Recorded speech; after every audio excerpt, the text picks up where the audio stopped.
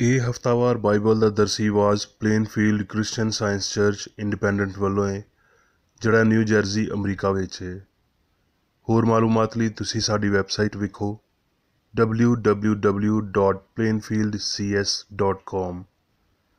ਇਹ ਸਬਕ 1 ਸਤੰਬਰ 2019 ਐਤਵਾਰ ਦੇ ਦਿਨ ਹਫ਼ਤੇ ਦੇ ਅਖੀਰ ਉੱਤੇ ਤੁਹਾਡੇ ਪੜ੍ਹਨ ਲਈ ਤਿਆਰ ਕੀਤਾ ਗਿਆ ਹੈ।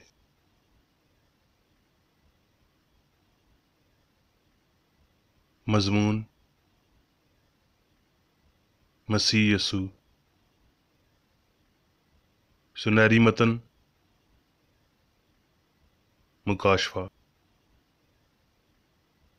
ਮੈਂ ਯਸੂ ਨੇ ਆਪਣਾ ਫਰਿਸ਼ਤਾ ਐਸ ਲਈ ਘੱਲਿਆ ਭਈ ਕਲੀਸਿਆਵਾਂ ਦੇ ਬਾਰੇ ਵਿੱਚ ਤੁਹਾਡੇ ਅੱਗੇ ਇਹਨਾਂ ਗੱਲਾਂ ਦੀ ਗਵਾਹੀ ਦੇਵੇ। ਮੈਂ ਦਾਊਦ ਦੀ ਅਸਲ ਤੇ ਨਸਲ ਤੇ ਸਵੇਰ ਦਾ ਚਮਕਦਾ ਤਾਰਾ ਵਾਂ।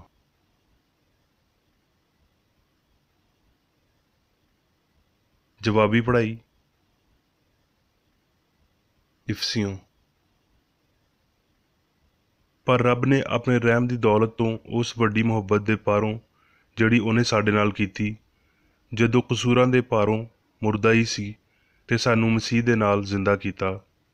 ਤੁਹਾਨੂੰ ਫਜ਼ਲ ਨਾਲ ਹੀ ਮੁਕਤੀ ਮਿਲੀ ਏ ਤੇ ਮਸੀਹ ਯਸੂ ਵਿੱਚ ਸ਼ਾਮਲ ਕਰਕੇ ਉਹਦੇ ਨਾਲ ਜਲਾਇਆ ਤੇ ਅਸਮਾਨੀ ਮੁਕਾਮਾਂ ਵਿੱਚ ਉਹਦੇ ਨਾਲ ਬਿਠਾਇਆ, ਤਾਂ ਜੋ ਉਹ ਆਪਣੀ ਉਸ ਮਿਹਰਬਾਨੀ ਤੋਂ ਜਿਹੜੀ ਮਸੀਹ ਯਸੂ ਵਿੱਚ ਸਾਡੇ ਉੱਤੇ ਆ, ਆਉਣ ਵਾਲੇ ਜ਼ਮਾਨਿਆਂ ਵਿੱਚ ਆਪਣੇ ਫਜ਼ਲ ਦੀ ਬੇਨਹਾਇਤ ਦੌਲਤ ਵਿਖਾਵੇ।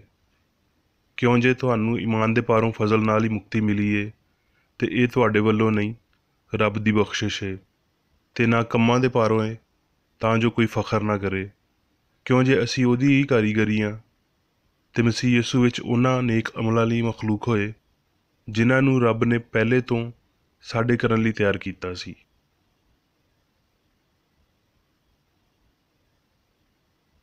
ਦਰਸੀ ਆਵਾਜ਼ ਬਾਈਬਲ ਵਿੱਚੋਂ। ਯਸਾਇਆ।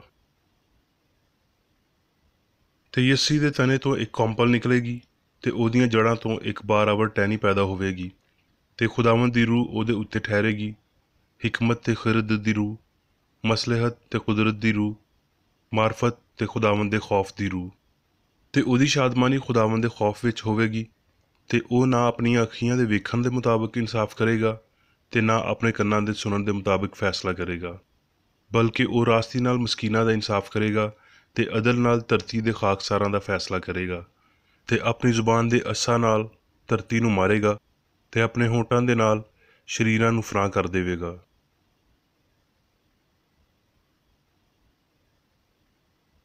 ਯੂਹੰਨਾ। ਤੇ ਯਿਸੂ ਹੈਕਲ ਦੇ ਅੰਦਰ ਸੁਲੇਮਾਨੀ ਬਰਾਂਡੇ ਵਿੱਚ ਟੁਰ ਫਿਰ ਰਿਹਾ ਸੀ। ਇਸ ਲਈ ਯਹੂਦੀਆਂ ਨੇ ਉਹਦੇ ਆਲੇ ਦੁਆਲੇ ਇਕੱਠੇ ਹੋ ਕੇ ਉਹਨੂੰ ਆਖਿਆ, ਤੂੰ ਕਦੋਂ ਤੀਕਰ ਸਾਡੇ ਦਿਲਾਂ ਨੂੰ ਡਾਵਾਂਡੋਲ ਰੱਖੇਂਗਾ? ਜੇ ਤੂੰ ਮਸੀਹ ਹੈ ਤੇ ਸਾਨੂੰ ਸਾਫ਼ ਆਖ ਦੇ। ਯਿਸੂ ਨੇ ਉਹਨਾਂ ਨੂੰ ਆਖਿਆ, ਮੈਂ ਤੇ ਤੁਹਾਨੂੰ ਆਖ ਦਿੱਤਾ, ਪਰ ਤੁਸੀਂ ਯਕੀਨ ਨਹੀਂ ਕਰਦੇ। ਜਿਹੜੇ ਕੰਮ ਮੈਂ ਆਪਣੇ ਪਿਓ ਦੇ ਨਾਂ ਤੋਂ ਕਰਦਾ ਵਾਂ, ਉਹੀ ਮੇਰੇ ਗਵਾਹ ਨੇ। ਪਰ ਤੁਸੀਂ ਇਸ ਲਈ ਯਕੀਨ ਨਹੀਂ ਕਰਦੇ ਭਈ ਤੁਸੀਂ ਮੇਰੀਆਂ ਭੇਡਾਂ ਵਿੱਚੋਂ ਨਹੀਂ ਹੋ। ਮੇਰੀਆਂ ਭੇਡਾਂ ਮੇਰੀ ਆਵਾਜ਼ ਸੁਣਦੀਆਂ ਨੇ ਤੇ ਮੈਂ ਉਹਨਾਂ ਨੂੰ ਜਾਣਦਾ ਵਾਂ, ਤੇ ਉਹ ਮੇਰੇ ਮਗਰ ਮਗਰ ਟੁਰਦੀਆਂ ਨੇ, ਤੇ ਮੈਂ ਉਹਨਾਂ ਨੂੰ ਹਮੇਸ਼ਾ ਦੀ ਹਯਾਤੀ ਬਖਸ਼ਦਾ ਵਾਂ, ਤੇ ਉਹ ਹਮੇਸ਼ਾ ਤੀਕਰ ਕਦੀ ਹਲਾਕ ਨਾ ਹੋਵਣਗੀਆਂ, ਤੇ ਕੋਈ ਉਹਨਾਂ ਨੂੰ ਮੇਰੇ ਹੱਥੋਂ ਖੋਹ ਨਾ ਲਵੇਗਾ। ਮੇਰਾ ਪਿਓ ਜਿਨ੍ਹੇ ਮੈਨੂੰ ਉਹ ਦਿੱਤੀਆਂ ਨੇ ਸਾਰਿਆਂ ਤੋਂ ਵੱਡਾ ਏ, ਤੇ ਕੋਈ ਉਹਨਾਂ ਨੂੰ ਮੇਰੇ ਪਿਓ ਦੇ ਹੱਥੋਂ ਖੋਹ ਨਹੀਂ ਸਕਦਾ। ਮੈਂ ਤੇ ਪਿਓ ਇੱਕ ਵਾਂ। ਯਹੂਦੀਆਂ ਨੇ ਉਹਨੂੰ ਸੰਸਾਰ ਕਰਨ ਲਈ ਫਿਰ ਪੱਥਰ ਚੁੱਕੇ। ਯਿਸੂ ਨੇ ਉਹਨਾਂ ਨੂੰ ਜਵਾਬ ਦਿੱਤਾ ਭਈ ਮੈਂ ਤੁਹਾਨੂੰ ਪਿਓ ਵੱਲੋਂ ਬਥੇਰੇ ਚੰਗੇ ਕੰਮ ਵਿਖਾਏ ਨੇ, ਉਹਨਾਂ ਵਿੱਚੋਂ ਕਿਸ ਕੰਮ ਦੇ ਪਾਰੋਂ ਮੈਨੂੰ ਸੰਸਾਰ ਕਰ ਦਿਓ? ਯਹੂਦੀਆਂ ਨੇ ਉਹਨੂੰ ਜਵਾਬ ਦਿੱਤਾ ਭਈ ਚੰਗੇ ਕੰਮਾਂ ਦੇ ਪਾਰੋਂ ਨਹੀਂ, ਬਲਕਿ ਕੁਫਰ ਦੇ ਪਾਰੋਂ ਤੈਨੂੰ ਸੰਸਾਰ ਕਰਦੇ ਆ, ਤੇ ਇਸ ਲਈ ਵੀ ਤੂੰ ਬੰਦਾ ਹੋ ਕੇ ਆਪਣੇ ਆਪ ਨੂੰ ਰੱਬ ਬਣਾਉਣਾ ਹੈ। ਯਿਸੂ ਨੇ ਉਹਨਾਂ ਨੂੰ ਜਵਾਬ ਦਿੱਤਾ ਭਈ ਤੁਹਾਡੀ ਸ਼ਰੀਅਤ ਵਿੱਚ ਇਹ ਨਹੀਂ ਲਿਖਿਆ ਏ ਭਈ ਮੈਂ ਆਖਿਆ ਭਈ ਤੁਸੀਂ ਰੱਬ ਹੋ, ਜਦ ਕਿ ਉਹਨੇ ਉਹਨਾਂ ਨੂੰ ਰੱਬ ਆਖਿਆ ਜਿਨ੍ਹਾਂ ਦੇ ਕੋਲ ਰੱਬ ਦਾ ਕਲਾਮ ਆਇਆ, ਤੇ ਪਾਕ ਕਿਤਾਬ ਦਾ ਝੂਠ ਹੋਣਾ ਮੁਮਕਿਨ ਨਹੀਂ। ਆਇਆ ਤੁਸੀਂ ਉਸ ਬੰਦੇ ਨੂੰ ਜਿਹਨੂੰ ਪਿਓ ਨੇ ਪਾਕ ਕਰਕੇ ਜੱਗ ਵਿੱਚ ਘੱਲਿਆ ਆਖਦੇ ਹੋ ਭਈ ਤੂੰ ਕੁਫਰ ਬਕਦਾ ਹੈ, ਇਸ ਲਈ ਵੀ ਮੈਂ ਆਖਿਆ ਮੈਂ ਰੱਬ ਦਾ ਪੁੱਤਰ ਵਾਂ। ਜੇ ਮੈਂ ਆਪਣੇ ਪਿਓ ਦੇ ਕੰਮ ਨਹੀਂ ਕਰਦਾ ਤੇ ਮੇਰਾ ਯਕੀਨ ਨਾ ਕਰੋ, ਪਰ ਜੇ ਮੈਂ ਕਰਦਾ ਵਾਂ ਤੇ ਭਾਵੇਂ ਮੇਰਾ ਯਕੀਨ ਨਾ ਕਰੋ, ਪਰ ਉਹਨਾਂ ਕੰਮਾਂ ਦਾ ਤਾਂ ਯਕੀਨ ਕਰੋ, ਤਾਂ ਜੋ ਤੁਸੀਂ ਜਾਣੋ ਤੇ ਸਮਝੋ ਭਈ ਪਿਓ ਮੇਰੇ ਵਿੱਚ ਤੇ ਮੈਂ ਪਿਓ ਵਿੱਚ।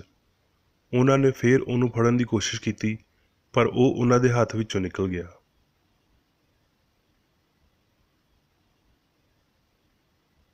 ਯੂਹੰਨਾ। ਫਿਰ ਯਿਸੂ ਨੇ ਆਖਿਆ, ਮੈਂ ਜਾਣਦਾ ਵਾਂ ਭਈ ਤੁਸੀਂ ਇਬਰਾਹੀਮ ਦੀ ਪੀੜ੍ਹੀ ਵਿੱਚੋਂ ਹੋ, ਪਰ ਹੁਣ ਤੁਸੀਂ ਮੇਰੇ ਵਰਗੇ ਬੰਦੇ ਦੇ ਕਤਲ ਦੀ ਕੋਸ਼ਿਸ਼ ਵਿੱਚ ਹੋ, ਜਿਨਨੇ ਤੁਹਾਨੂੰ ਉਹੀ ਸੱਚੀ ਗੱਲ ਦੱਸੀ ਜਿਹੜੀ ਰੱਬ ਤੋਂ ਸੁਣੀ। ਇਬਰਾਹੀਮ ਨੇ ਤਾਂ ਇਹ ਨਹੀਂ ਸੀ ਕੀਤਾ। ਤੁਸੀਂ ਆਪਣੇ ਪਿਓ ਸ਼ੈਤਾਨ ਤੋਂ ਹੋ ਅਤੇ ਆਪਣੇ ਪਿਓ ਦੀਆਂ ਖਾਹਿਸ਼ਾਂ ਨੂੰ ਪੂਰਾ ਕਰਨਾ ਚਾਹੁੰਦੇ ਹੋ। ਉਹ ਸ਼ੁਰੂ ਤੋਂ ਹੀ ਖੂਨੀ ਹੈ ਅਤੇ ਸੱਚਾਈ ਉੱਤੇ ਕਾਇਮ ਨਹੀਂ ਰਿਹਾ, ਕਿਉਂ ਜੇ ਉਹਦੇ ਵਿੱਚ ਸੱਚਾਈ ਹੈ ਹੀ ਨਹੀਂ। ਜਦੋਂ ਉਹ ਝੂਠ ਬੋਲਦਾ ਹੈ ਅਤੇ ਆਪਣੀ ਹੀ ਆਖਦਾ ਹੈ, ਕਿਉਂ ਜੇ ਉਹ ਝੂਠਾ ਹੈ, ਬਲਕਿ ਝੂਠ ਦਾ ਪਿਓ ਹੈ। ਤੁਹਾਡਾ ਪਿਓ ਇਬਰਾਹੀਮ ਮੇਰਾ ਦਿਨ ਵੇਖਣ ਦੀ ਆਸ ਤੋਂ ਬਹੁਤ ਖੁਸ਼ ਸੀ, ਇਸ ਲਈ ਉਹਨੇ ਵੇਖਿਆ ਅਤੇ ਖੁਸ਼ ਹੋਇਆ। ਯਹੂਦੀਆਂ ਨੇ ਉਹਨੂੰ ਆਖਿਆ, ਤੇਰੀ ਉਮਰ ਤਾਂ ਹਾਲੇ 50 ਵਰ੍ਹੇ ਵੀ ਨਹੀਂ, ਫਿਰ ਕੀ ਤੂੰ ਇਬਰਾਹੀਮ ਨੂੰ ਵੇਖਿਆ? ਯਿਸੂ ਨੇ ਉਹਨਾਂ ਨੂੰ ਆਖਿਆ, ਮੈਂ ਤੁਹਾਨੂੰ ਸੱਚ ਆਖਦਾ ਵਾਂ ਭਈ ਇਸ ਤੋਂ ਪਹਿਲਾਂ ਭਈ ਇਬਰਾਹੀਮ ਪੈਦਾ ਹੋਇਆ ਮੈਂ ਵਾਂ। ਇਸ ਲਈ ਉਹਨਾਂ ਨੇ ਉਹਨੂੰ ਮਾਰਨ ਲਈ ਪੱਥਰ ਚੁੱਕੇ, ਪਰ ਯਿਸੂ ਲੁਕ ਕੇ ਹੈਕਲ ਵਿੱਚੋਂ ਨਿਕਲ ਗਿਆ।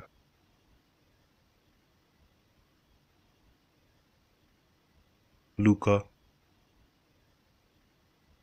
ਜਦੋਂ ਬਹੁਤ ਲੋਕ ਉਹਦੇ ਨਾਲ ਜਾਂਦੇ ਪਏ ਸੀ ਅਤੇ ਉਹਨੇ ਮੁੜ ਕੇ ਉਹਨਾਂ ਨੂੰ ਆਖਿਆ, ਜੇ ਕੋਈ ਮੇਰੇ ਕੋਲ ਆਵੇ ਅਤੇ ਆਪਣੇ ਪਿਓ ਅਤੇ ਮਾਂ ਅਤੇ ਬੁੱਢੀ ਅਤੇ ਬੱਚਿਆਂ ਅਤੇ ਭਰਾਵਾਂ ਅਤੇ ਭੈਣਾਂ, ਬਲਕਿ ਆਪਣੀ ਜਾਨ ਨਾਲ ਵੀ ਵੈਰ ਨਾ ਰੱਖੇ, ਅਤੇ ਮੇਰਾ ਚੇਲਾ ਨਹੀਂ ਹੋ ਸਕਦਾ। ਜੋ ਕੋਈ ਆਪਣੀ ਸਲੀਬ ਚੁੱਕ ਕੇ ਮੇਰੇ ਮਗਰ ਨਾ ਆਵੇ, ਉਹ ਮੇਰਾ ਚੇਲਾ ਨਹੀਂ ਹੋ ਸਕਦਾ। ਕਿਉਂ ਜੇ ਤੁਹਾਡੇ ਵਿੱਚੋਂ ਅਜਿਹਾ ਕਿਹੜਾ ਹੈ ਭਈ ਜਦੋਂ ਉਹ ਇੱਕ ਬੁਰਜ ਬਣਾਉਣਾ ਚਾਹਵੇ ਅਤੇ ਪਹਿਲਾਂ ਬੈਠ ਕੇ ਲਾਗਤ ਦਾ ਹਿਸਾਬ ਨਾ ਕਰ ਲਏ ਭਈ ਆਇਆ ਮੇਰੇ ਕੋਲ ਇਹਨੂੰ ਤਿਆਰ ਕਰਨ ਦਾ ਸਮਾਨ ਹੈ ਜਾਂ ਨਹੀਂ। ਇੰਜ ਨਾ ਹੋਵੇ ਭਈ ਜਦੋਂ ਨਿਉ ਪਾ ਕੇ ਤਿਆਰ ਨਾ ਕਰ ਸਕੇ ਅਤੇ ਸਾਰੇ ਵੇਖਣ ਵਾਲੇ ਇਹ ਆਖ ਕੇ ਉਹਦੇ ਉੱਤੇ ਹੱਸਣਾ ਸ਼ੁਰੂ ਕਰਨ ਭਈ ਇਸ ਬੰਦੇ ਨੇ ਇਮਾਰਤ ਸ਼ੁਰੂ ਤਾਂ ਕੀਤੀ ਪਰ ਪੂਰੀ ਨਾ ਕਰ ਸਕਿਆ। ਜਾਂ ਕਿਹੜਾ ਅਜਿਹਾ ਬਾਦਸ਼ਾਹ ਹੈ ਜਿਹੜਾ ਦੂਜੇ ਬਾਦਸ਼ਾਹ ਨਾਲ ਲੜਨ ਜਾਂਦਾ ਹੋਵੇ ਅਤੇ ਪਹਿਲਾਂ ਬੈਠ ਕੇ ਮਸ਼ਵਰਾ ਨਾ ਕਰ ਲਏ ਭਈ ਆਇਆ ਮੈਂ 10,000 ਨਾਲ ਉਹਦਾ ਮੁਕਾਬਲਾ ਕਰ ਸਕਦਾ ਵਾਂ ਜਾਂ ਨਹੀਂ, ਜਿਹੜਾ 20,000 ਲੈ ਕੇ ਮੇਰੇ ਉੱਤੇ ਚੜ੍ਹ ਆਉਂਦਾ ਹੈ। ਨਹੀਂ ਤੇ ਜਦੋਂ ਉਹ ਹਾਲੇ ਦੂਰ ਹੀ ਹੈ ਤੇ ਏਲਚੀ ਘੱਲ ਕੇ ਸੁਲ੍ਹਾ ਦੀਆਂ ਸ਼ਰਤਾਂ ਦੀ ਦਰਖਾਸਤ ਕਰੇਗਾ। ਇੰਜ ਹੀ ਤੁਹਾਡੇ ਵਿੱਚੋਂ ਜੋ ਕੋਈ ਆਪਣਾ ਸਭ ਕੁਝ ਛੱਡ ਨਾ ਦੇਵੇ, ਉਹ ਮੇਰਾ ਚੇਲਾ ਨਹੀਂ ਹੋ ਸਕਦਾ।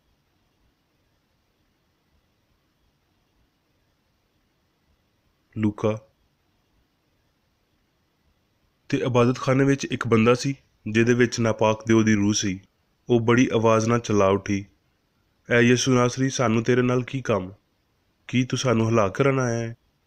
ਮੈਂ ਤੈਨੂੰ ਜਾਣਦਾ ਵਾਂ ਭਈ ਤੂੰ ਕੌਣ ਹੈ, ਰੱਬ ਦਾ ਕਦੂਸ ਹੈ। ਯਿਸੂ ਨੇ ਉਹਨੂੰ ਝਿੜਕ ਕੇ ਆਖਿਆ, ਚੁੱਪ ਰਹਿ ਅਤੇ ਉਹਦੇ ਵਿੱਚੋਂ ਨਿਕਲ ਜਾ। ਇਹਦੇ ਉੱਤੇ ਬਦਰੂ ਉਹਨੂੰ ਵਿਚਕਾਰ ਪਟਕ ਕੇ ਕੋਈ ਨੁਕਸਾਨ ਪਹੁੰਚਾਏ ਬਗੈਰ ਉਹਦੇ ਵਿੱਚੋਂ ਨਿਕਲ ਗਈ। ਅਤੇ ਸਾਰੇ ਹੈਰਾਨ ਹੋ ਕੇ ਆਪਸ ਵਿੱਚ ਆਖਣ ਲੱਗ ਗਏ ਭਈ ਇਹ ਕਿੰਜ ਦਾ ਕਲਾਮ ਹੈ, ਕਿਉਂ ਜੇ ਉਹ ਇਖਤਿਆਰ ਅਤੇ ਕੁਦਰਤ ਨਾਲ ਨਾਪਾਕ ਰੂਹਾਂ ਨੂੰ ਹੁਕਮ ਦਿੰਦਾ ਹੈ ਅਤੇ ਉਹ ਨਿਕਲ ਜਾਂਦੀਆਂ ਨੇ।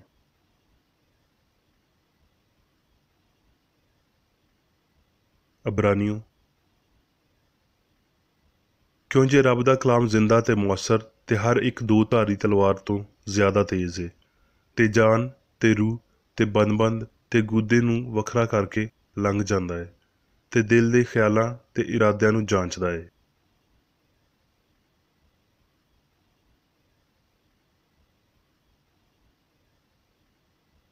ਹੁਣ ਮੈਂ ਮੇਰੀ ਬੇਕਰ ਏਡੀ ਦੀ ਲਿਖੀ ਹੋਈ ਕ੍ਰਿਸਚਨ ਸਾਇੰਸ ਦੀ ਦਰਸੀ ਕਿਤਾਬ ਸਾਇੰਸ ਤੇ ਸਿਹਤ ਆਇਤਾਂ ਦੀ ਕੁੰਜੀ ਦੇ ਨਾਲ ਵਿੱਚੋਂ ਲਈਆਂ ਹੋਈਆਂ ਲਿਖਾਈਆਂ ਪੜ੍ਹਾਂਗਾ।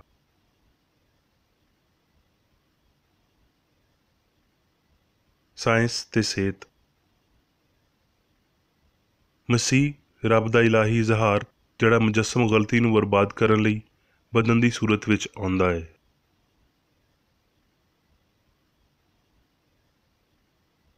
ਯਿਸੂ ਨਾਸਰੀ ਦੀ ਆਮਦ ਮਸੀਹ ਦੌਰ ਦੀ ਪਹਿਲੀ ਸਦੀ ਦਾ ਅਹਾਤਾ ਕਰਦੀ ਹੈ, ਪਰ ਮਸੀਹ ਇਬਤਦਾਈ ਵਰ੍ਹਿਆਂ ਜਾਂ ਅਖੀਰੀ ਦਿਨਾਂ ਦੀ ਕੈਦ ਤੋਂ ਬਗੈਰ ਹੈ। ਮਸੀਹੀ ਦੌਰ ਤੋਂ ਪਹਿਲੇ ਅਤੇ ਬਾਅਦ ਵਿੱਚ ਪੀੜ੍ਹੀ ਤੋਂ ਪੀੜ੍ਹੀ ਮਸੀਹ ਰੂਹਾਨੀ ਖਿਆਲ ਅਤੇ ਰੱਬ ਦੇ ਪਰਛਾਵੇਂ ਦੇ ਤੌਰ 'ਤੇ ਉਹਨਾਂ ਲੋਕਾਂ ਲਈ ਕੁਝ ਖਾਸ ਤਾਕਤ ਅਤੇ ਫਜ਼ਲ ਦੇ ਨਾਲ ਆਇਆ ਜਿਹੜੇ ਮਸੀਹ ਯਾਨੀ ਸੱਚਾਈ ਨੂੰ ਹਾਸਲ ਕਰਨ ਲਈ ਤਿਆਰ ਸੀ। ਇਬਰਾਹੀਮ, ਯਾਕੂਬ, ਮੂਸਾ ਅਤੇ ਨਬੀਆਂ ਨੇ ਮਸੀਹਾ ਜਾਂ ਮਸੀਹ ਦੀਆਂ ਜਲਾਲੀ ਝਲਕੀਆਂ ਪਾਈਆਂ ਸੀ, ਜਿਨ੍ਹੇ ਇਹਨਾਂ ਵੇਖਣ ਵਾਲਿਆਂ ਨੂੰ ਇਲਾਹੀ ਫਿਤਰਤ ਮੁਹੱਬਤ ਦੇ ਜੌਹਰ ਵਿੱਚ ਬਪਤਿਸਮਾ ਦਿੱਤਾ ਸੀ। ਇਲਾਹੀ ਸ਼ਬੀ ਖਿਆਲ ਜਾਂ ਮਸੀਹ ਇਲਾਹੀ ਅਸੂਲ ਯਾਨੀ ਰੱਬ ਤੋਂ ਗੈਰ ਮੁਨਫਿਕ ਸੀ ਅਤੇ ਹਮੇਸ਼ਾ ਰਹੇਗਾ। ਯਿਸੂ ਨੇ ਆਪਣੀ ਰੂਹਾਨੀ ਸ਼ਨਾਖਤ ਦੇ ਇਸ ਇਤਿਹਾਦ ਨੂੰ ਇੰਜ ਬਿਆਨ ਕੀਤਾ, ਇਸ ਤੋਂ ਪਹਿਲਾਂ ਭਈ ਇਬਰਾਹੀਮ ਪੈਦਾ ਹੋਇਆ ਮੈਂ ਵਾਂ। ਮੈਂ ਤੇ ਪਿਓ ਇੱਕ ਵਾਂ। ਪਿਓ ਮੈਥੋਂ ਵੱਡਾ ਏ। ਇੱਕ ਰੂਹ ਵਿੱਚ ਸਾਰੀਆਂ ਸ਼ਨਾਖਤਾਂ ਪਾਈਆਂ ਜਾਂਦੀਆਂ ਨੇ।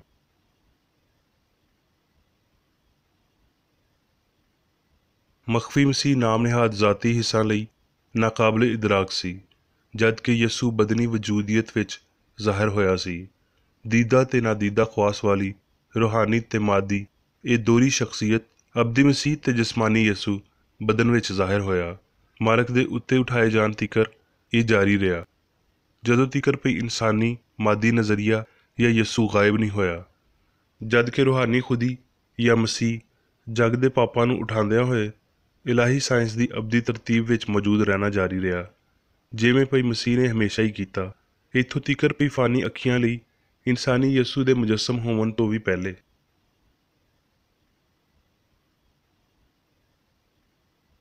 ਇਨਸਾਨੀ ਸ਼ਬੀ ਅਪਣਾਉਂਦਿਆਂ ਹੋਏ, ਯਾਨੀ ਜਿਵੇਂ ਭਈ ਫਾਨੀ ਨਜ਼ਰ ਨੂੰ ਵਿਖਾਲੀ ਦਿੰਦਾ ਹੈ।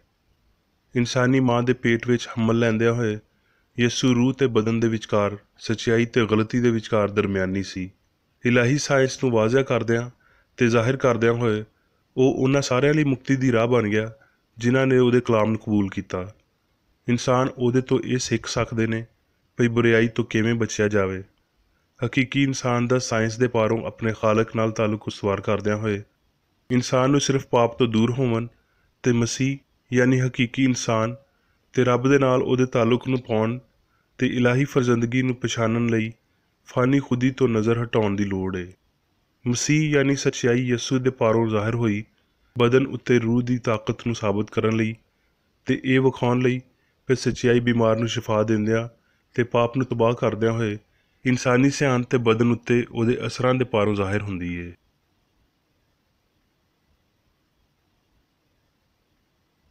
ਯਸੂ ਨੇ ਪਾਪ ਨੂੰ ਬਾਹਰ ਕੱਢਣ ਤੋਂ ਪਹਿਲਾਂ ਇਹਨੂੰ ਜ਼ਾਹਿਰ ਕੀਤਾ ਤੇ ਮਲਾਮਤ ਕੀਤਾ। ਇੱਕ ਬਿਮਾਰ ਔਰਤ ਨੂੰ ਉਹਨੇ ਆਖਿਆ ਭਈ ਸ਼ੈਤਾਨ ਨੇ ਉਹਨੂੰ ਜਕੜ ਰੱਖਿਆ ਸੀ ਤੇ ਪਤਰਸ ਨੂੰ ਉਹਨੇ ਆਖਿਆ ਤੂੰ ਮੇਰੇ ਲਈ ਠੋਕਰ ਦਾ ਬਾਇਸ ਹੈ। ਉਹ ਬੰਦਿਆਂ ਨੂੰ ਤਾਲੀਮ ਦੇਣ ਤੇ ਇਹ ਵਿਖਾਣ ਆਇਆ ਭਈ ਪਾਪ, ਬਿਮਾਰੀ ਤੇ ਮੌਤ ਨੂੰ ਕਿੰਜ ਫਨਾਹ ਕੀਤਾ ਜਾਵੇ। ਉਹਨੇ ਇੱਕ ਬੇਫਲ ਦਰਖਤ ਨੂੰ ਆਖਿਆ ਇਹ ਵੱਢਿਆ ਜਾਂਦਾ ਹੈ। ਕਈ ਲੋਕ ਇਹ ਮੰਨਦੇ ਨੇ ਭਈ ਇੱਕ ਅਦਾਲਤ ਦਾ ਹਾਕਮ ਜਿਹੜਾ ਯਸੂ ਦੇ ਜ਼ਮਾਨੇ ਵਿੱਚ ਰਹਿੰਦਾ ਸੀ ਉਹਨੇ ਇਹ ਬਿਆਨ ਦਿੱਤਾ ਸੀ। ਉਹਦੀ ਮਲਾਮਤ ਖੌਫਨਾਕ ਏ। ਸਾਡੇ ਮਾਲਕ ਦੀ ਸਖਤ ਜ਼ੁਬਾਨ ਇਸ ਬਿਆਨ ਦੀ ਤਸਦੀਕ ਕਰਦੀ ਏ। ਗਲਤੀ ਦੀ ਜਿਹੜੀ ਵਾਹਦ ਸਜ਼ਾਏ ਮੌਤ ਉਹਨੇ ਦਿੱਤੀ ਉਹ ਇਹ ਸੀ, ਐ ਸ਼ੈਤਾਨ ਮੇਰੇ ਸਾਹਮਣੇ ਦੂਰ ਹੋ। ਇਸ ਗੱਲ ਦੀ ਮਜ਼ੀਦ ਤਸਦੀਕ ਭਈ ਯਸੂ ਦੀ ਸਰਜ਼ਨਸ਼ ਬਹੁਤ ਨੁਕੀਲੀ ਤੇ ਚੁਭਣ ਵਾਲੀ ਸੀ ਉਹਦੇ ਆਪਣੇ ਲਫ਼ਜ਼ਾਂ ਵਿੱਚ ਪਾਈ ਜਾਂਦੀ ਏ। ਇਸ ਕਦਰ ਸ਼ਦੀਦ ਬਿਆਨ ਨੂੰ ਜ਼ਰੂਰੀ ਸਾਬਤ ਕਰਦਿਆਂ ਹੋਏ ਜਦੋਂ ਉਹਨੇ ਬਦਰੂਆਂ ਨੂੰ ਕੱਢਿਆ ਤੇ ਬਿਮਾਰ ਤੇ ਪਾਪੀ ਨੂੰ ਸ਼ਿਫਾ ਦਿੱਤੀ।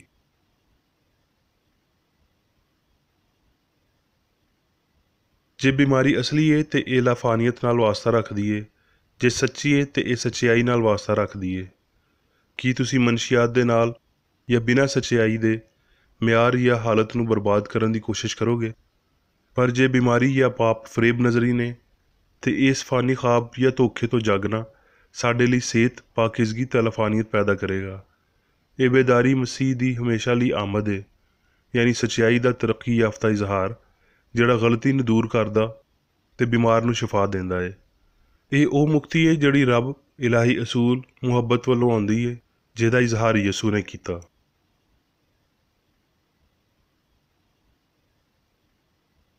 ਯਸੂ ਨੇ ਜਿਹੜੀ ਸੱਚਾਈ ਦੀ ਤਾਲੀਮ ਦਿੱਤੀ ਬਜ਼ੁਰਗਾਂ ਨੇ ਉਹਦਾ ਮਜ਼ਾਕ ਉਡਾਇਆ। ਕਿਉਂ ਜੇ ਇਹਦੇ ਲਈ ਉਸ ਤੋਂ ਜ਼ਿਆਦਾ ਲੋੜ ਸੀ ਜਿੰਨੀ ਉਹ ਮਸ਼ਕ ਕਰਨ ਦੇ ਖਾਹਿਸ਼ਮੰਦ ਸੀ। ਆਪਣੇ ਕੌਮੀ ਦੇਵਤਾ ਉੱਤੇ ਈਮਾਨ ਰੱਖਣਾ ਉਹਨਾਂ ਲਈ ਕਾਫੀ ਸੀ, ਪਰ ਉਹਨਾਂ ਦੇ ਦੌਰ ਤੋਂ ਸਾਡੇ ਦੌਰ ਤੀਕਰ ਉਸ ਈਮਾਨ ਨੇ ਕਦੀ ਕਿਸੇ ਅਜਿਹੇ ਚੇਲੇ ਨੂੰ ਜਨਮ ਨਹੀਂ ਦਿੱਤਾ ਜਿਹੜਾ ਬਦਰੂਆਂ ਨੂੰ ਕੱਢ ਸਕੇ ਤੇ ਬਿਮਾਰ ਨੂੰ ਸ਼ਿਫਾ ਦੇ ਸਕੇ।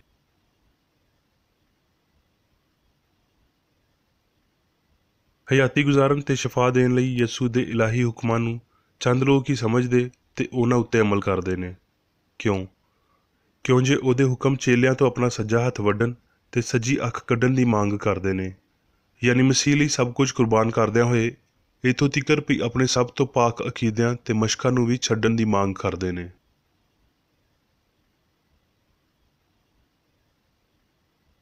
ਜਦੋਂ ਅਸੀਂ ਯਿਸੂ ਦੀ ਤਮਜੀਦ ਕਰਦੇ ਹਾਂ ਤੇ ਜੋ ਕੁਝ ਉਹਨੇ ਇਨਸਾਨ ਲਈ ਕੀਤਾ ਹੈ ਉਹਦੇ ਬਾਰੇ ਸਾਡਾ ਦਿਲ ਸ਼ੁਕਰ ਨਾਲ ਭਰ ਜਾਂਦਾ ਹੈ। ਜਲਾਲ ਦੇ ਤਖਤ ਉੱਤੇ ਉਹਦੇ ਸ਼ਫੀਕ ਰਸਤੇ ਉੱਤੇ ਇਕੱਲੇ ਪੈਰ ਰੱਖਦਿਆਂ ਹੋਏ ਸਾਡੇ ਲਈ ਬਿਆਨ ਨਾ ਕੀਤੀ ਜਾਣ ਵਾਲੀ ਤਕਲੀਫ ਵਿੱਚ ਰਾਹ ਹਮਵਾਰ ਕਰਦਿਆਂ ਹੋਏ ਯਿਸੂ ਸਾਡੇ ਲਈ ਸਿਰਫ ਇੱਕ ਇਨਫਰਾਦੀ ਤਜਰਬਾ ਮਹਿਫੂਜ਼ ਨਹੀਂ ਰੱਖਦਾ। ਜੇ ਅਸੀਂ ਵਫਾਦਾਰੀ ਦੇ ਨਾਲ ਉਹਦੇ ਹੁਕਮਾਂ ਮਗਰ ਟੁਰਦੇ ਹਾਂ ਤੇ ਸਾਰੇ ਗਮਗੀਨ ਜਦੋਜਹਿਦ ਦਾ ਪਿਆਲਾ ਲੈਂਦੇ ਹਾਂ ਤਾਂ ਜੋ ਉਹਦੇ ਨਾਲ ਆਪਣੀ ਮੁਹੱਬਤ ਦੇ ਇਜ਼ਹਾਰ ਦੇ ਤਨਾਸਬ ਵਿੱਚ ਪੀਣ, ਜਦੋਂ ਤੀਕਰ ਵੀ ਸਾਰੇ ਇਲਾਹੀ ਮੁਹੱਬਤ ਦੇ ਪਾਰੋਂ ਮੁਕਤੀ ਨਾ ਪਾ ਲੈਣ। ਮਸੀਹ ਰੂਹ ਸੀ ਜਿਹਦਾ ਜ਼ਿਕਰ ਯਿਸੂ ਨੇ ਆਪਣੇ ਇਹਨਾਂ ਬਿਆਨਾਂ ਵਿੱਚ ਕੀਤਾ, ਰਾਹ, ਹੱਕ ਤੇ ਹਯਾਤੀ ਮੈਂ ਵਾਂ। ਉਹਦਾ ਮਕਸਦ ਅਸਮਾਨੀ ਹਸਤੀ ਦੀ ਸਾਇੰਸ ਨੂੰ ਜ਼ਾਹਿਰ ਕਰਨਾ ਸੀ ਤਾਂ ਜੋ ਇਹਨੂੰ ਸਾਬਤ ਕਰੇ ਜਿਹੜਾ ਰੱਬ ਹੈ ਤੇ ਜੋ ਉਹ ਇਨਸਾਨ ਲਈ ਕਰਦਾ ਹੈ।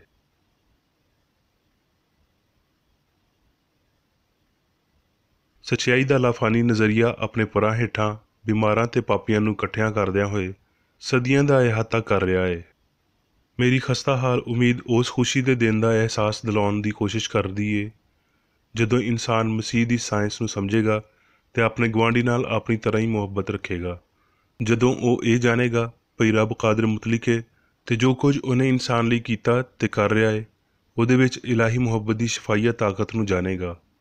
ਵਾਅਦੇ ਪੂਰੇ ਕੀਤੇ ਜਾਣਗੇ। ਇਲਾਹੀ ਸ਼ਫਾਅਤ ਦੇ ਦੁਬਾਰਾ ਜ਼ਾਹਰ ਹੋਣ ਦਾ ਵੇਲਾ ਹਰ ਵੇਲੇ ਹੁੰਦਾ ਹੈ ਤੇ ਜੋ ਕੋਈ ਵੀ ਆਪਣਾ ਧਰਤੀ ਵਾਲਾ ਸਭ ਕੁਝ ਇਲਾਹੀ ਸਾਇੰਸ ਦੀ ਅਲਤਾਰ ਉੱਤੇ ਰੱਖਦਾ ਹੈ ਉਹ ਹੁਣ ਮਸੀਹ ਦੇ ਪਿਆਲੇ ਵਿੱਚੋਂ ਪੀਂਦਾ ਹੈ ਤੇ ਉਹ ਰੂਹ ਤੇ ਮਸੀਹ ਸ਼ਫਾ ਦੀ ਤਾਕਤ ਤੋਂ ਮਲਬੂਸ ਹੁੰਦਾ ਹੈ।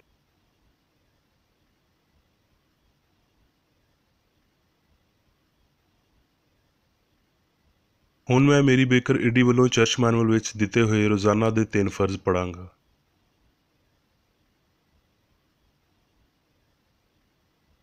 ਰੋਜ਼ਾਨਾ ਦੀ ਦੁਆ। ਇਸ ਚਰਚ ਦੇ ਹਰ ਰੁਕਨ ਦਾ ਇਹ ਫਰਜ਼ ਹੈ ਭਈ ਉਹ ਹਰ ਰੋਜ਼ ਇਹ ਦੁਆ ਕਰੇ, ਤੇਰੀ ਬਾਦਸ਼ਾਹੀ ਆਵੇ, ਇਲਾਹੀ ਸੱਚਾਈ, ਹਯਾਤੀ ਤੇ ਪਿਆਰ ਦੀ ਸਲਤਨਤ ਮੇਰੇ ਅੰਦਰ ਕਾਇਮ ਹੋਵੇ ਤੇ ਸਾਰੇ ਪਾਪ ਮੈਥੋਂ ਨਿਕਲ ਜਾਣ ਤੇ ਤੇਰਾ ਕਲਾਮ ਸਾਰੇ ਇਨਸਾਨਾਂ ਦੇ ਪਿਆਰ ਨੂੰ ਵਧਾਵੇ ਤੇ ਉਹਨਾਂ ਉੱਤੇ ਹਕੂਮਤ ਕਰੇ।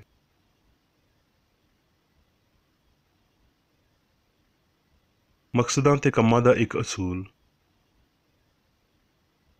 ਨਾ ਕੋਈ ਮੁਖਾਲਫਤ ਤੇ ਨਾ ਕੋਈ ਜ਼ਾਤੀ ਤਾਲੁਕ ਮਾਦਰੀ ਚਰਚ ਦੇ ਕਿਸੇ ਰੁਕਨ ਦੇ ਮਕਸਦਾਂ ਜਾਂ ਕੰਮਾਂ ਉੱਤੇ ਅਸਰ ਨਹੀਂ ਕਰਨੇ ਚਾਹੀਦੇ।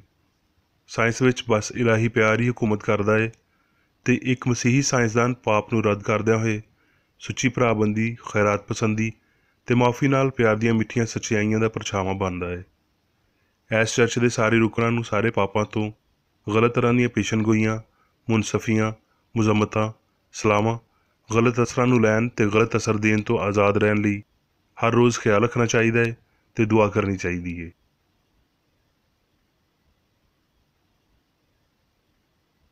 ਫਰਜ਼ ਲਈ ਚੁਸਤੀ। ਇਸ ਚਰਚ ਦੇ ਹਰ ਰੁਕਨ ਦਾ ਇਹ ਫਰਜ਼ ਹੈ ਭਈ ਉਹ ਹਰ ਰੋਜ਼ ਜਾਰਹਾਨਾ ਜ਼ੇਨੀ ਸਲਾਮਾਂ ਦੇ ਖਿਲਾਫ ਆਪਣੇ ਆਪ ਨੂੰ ਤਿਆਰ ਰੱਖੇ ਤੇ ਰੱਬ, ਆਪਣੇ ਕਾਇਦ ਤੇ ਇਨਸਾਨਾਂ ਲਈ ਆਪਣੇ ਫਰਜ਼ਾਂ ਨੂੰ ਨਾ ਕਦੀ ਭੁੱਲੇ ਤੇ ਨਾ ਕਦੀ ਨਜ਼ਰਅੰਦਾਜ਼ ਕਰੇ। ਉਹਦੇ ਕੰਮਾਂ ਦੇ ਰਾਹੀਂ ਉਹਦਾ ਇਨਸਾਫ ਹੋਵੇਗਾ, ਉਹ ਬੇਕਸੂਰ ਜਾਂ ਕਸੂਰਵਾਰ ਹੋਵੇਗਾ।